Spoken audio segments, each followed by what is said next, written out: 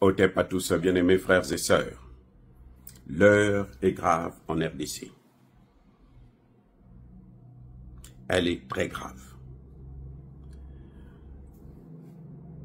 Emmanuel Macron et la France attaquent la RDC, attaquent l'Afrique.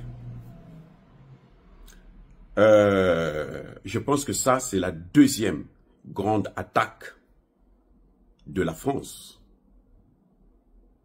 et notamment d'Emmanuel Macron, en Afrique. Pourquoi je dis c'est la deuxième? Parce que la première attaque, c'est celle qui consistait à attaquer le Sahel. Elle a échoué, et maintenant elle est en train de voir comment colmater les brèches, et comment elle est en train de voir comment elle peut faire pour essayer de rattraper le tir. Ça, c'était la première grande attaque de la France en Afrique. La première attaque de la France contre l'Afrique. Mais cette fois-ci, Emmanuel Macron en personne vient de déclarer la deuxième guerre de la France contre l'Afrique en RDC. C'est la première fois que nous voyons qu'un président français prend au vu et au su de tout le monde la tête d'un groupe rebelle terreau. Emmanuel Macron a pris la tête du M23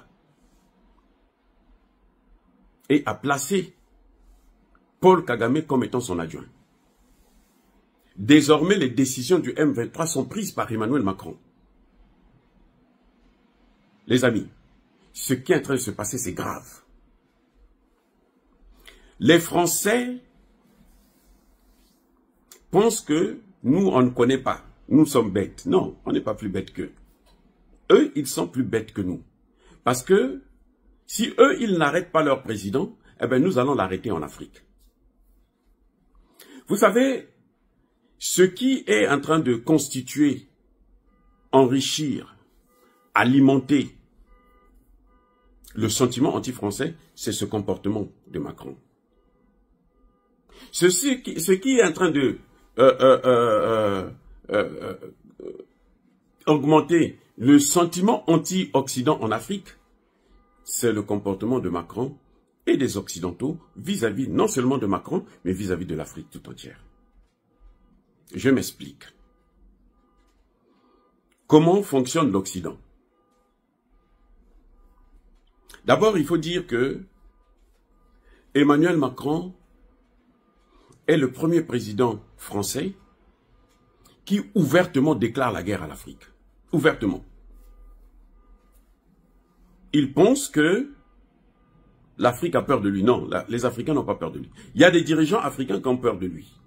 C'est vrai. Mais les Africains n'ont pas peur de lui. Je peux vous le garantir. Les Africains n'ont pas peur d'Emmanuel Macron. Et les Africains vont gagner le combat. Mais que les Français sachent que ce que Emmanuel Macron est en train de faire, ça ajoute une dose très importante sur le sentiment anti-français qui existe déjà. Vous allez entendre tous les dirigeants africains, y compris le dernier en date, c'est Denis Sassou Nguesso qui venait de dire qu'au Congo, il n'y a pas le sentiment anti-français, mais les Congolais ont le sentiment anti-français. C'est contraire à ce que le président Sassou Nguesso venait de dire. Les Congolais n'aiment pas les Français, ou n'aiment plus les Français. Parce que les Congolais maintenant comprennent que leur problème se trouve en France. C'est la France qui empêche le Congo à avancer. Qui est en train de coincer Sassou Nguesso pour qu'il ne puisse pas prendre position claire en soutien à Tshisekedi? Mais c'est bien Emmanuel Macron. Monsieur Sassou Nguesso le sait. C'est pour ça qu'il se cache derrière. Bon, il n'y a pas de sentiment anti-français au Congo. Il y en a. Moi, je suis Congolais. Je n'aime pas ces gens-là. Parce qu'ils nous font, ce sont eux qui sont à l'origine de nos problèmes. Mes petits frères et mes enfants, ou mes petits-enfants, le savent. Les amis, vous allez trouver, et c'est ça qui est le paradoxe, c'est que vous allez trouver tous les dirigeants africains, y compris dans le Sahel. Ils vont vous dire non, nos populations aiment les Français. Non, c'est fou. Ne vous leurrez pas, Emmanuel Macron. Ça, ce sont les dirigeants qui le disent. Faites un sondage au niveau des populations directement. Vous allez voir comment ils vont vous dire. La très grande majorité des Africains n'aiment pas voir les Français. Parce que ce sont les Français qui sont à l'origine de leurs problèmes. Maintenant, revenons sur le fait que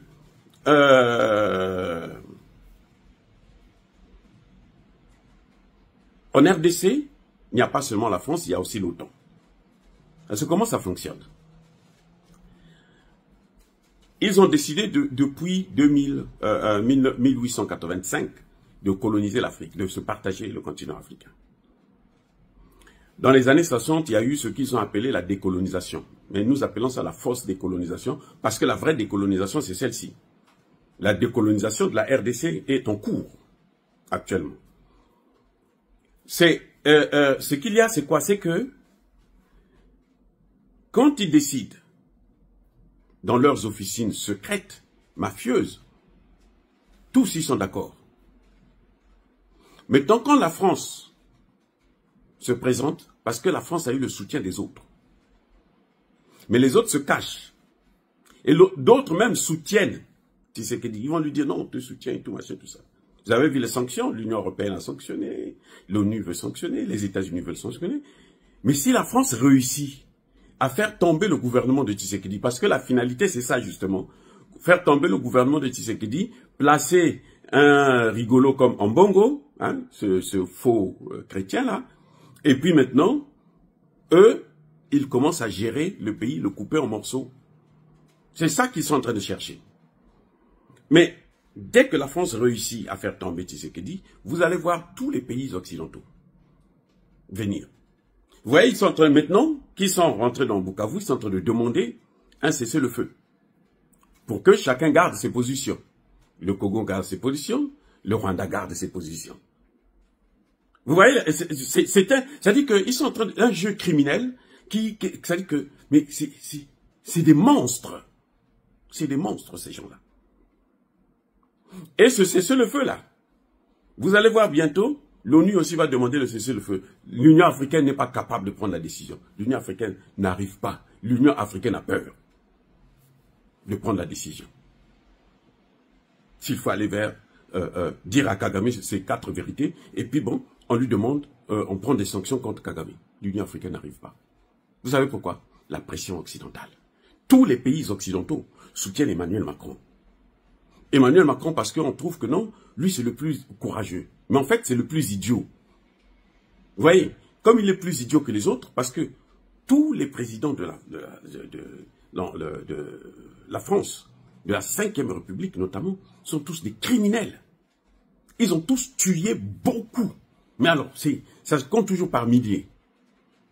Mais Macron, lui, il tue et il dit, c'est moi. Les autres se cachent. Hein? Ils essaient de le faire un peu avec... Vous avez vu Sarkozy, vous avez vu François Hollande. Barkhane, c'est François Hollande.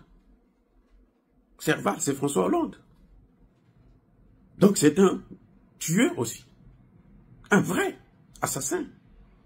Mais Emmanuel Macron, lui, vient et dit, non, moi, il est content qu'on dise que non, lui, c'est un tueur, c'est un assassin. C'est ça le problème d'Emmanuel. Sa particularité, c'est ça. Il est le plus bête de tout cela. Mais ils sont tous ensemble pour balkaniser la RDC, pour piller les matières premières de la RDC et pour faire sauter Tshisekedi du pouvoir. Soyez bénis, abondamment bénis par le Dieu des Kémites et par nos ancêtres angélisés. Mais que tous ceux qui persécutent le continent africain, le pillent et le déstabilisent, qu'ils soient noirs, blancs, chinois, arabes, juifs, indiens ou qui qu'ils soient punis, maudits, foudroyés, neutralisés, écrasés, effacés par le Dieu des Kémites et par nos ancêtres angélisés. Vive l'Afrique éternelle, j'ai dit et j'assume.